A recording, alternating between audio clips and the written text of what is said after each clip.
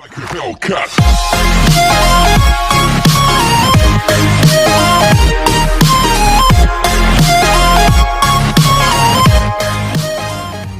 ini kita akan nge-unboxing shock buat nmax, shock dari vrossi, KW dari shope ohlins.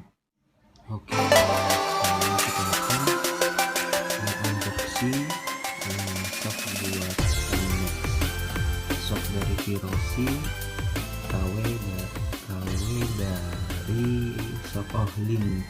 Ya, solihin lah bisa disebut shock tabung bawah. Oke, sekarang kita coba untuk buka. Oke,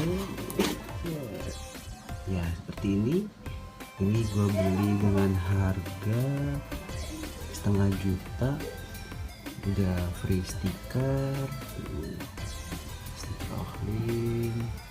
Kalau buat shocknya sendiri seperti ini guys, ini sebetulnya udah gue copot ya stiker bawaannya. Sorry, jadi gue lagi sakit. Ya seperti ini guys, bentuknya ini bisa di setel hard atau soft, katanya sih gitu. Ini juga bisa di setel mau tinggi seberapa softnya. Ya, oke, nanti sedikit review nanti akan gue lanjutkan. Ini seperti ini ya guys.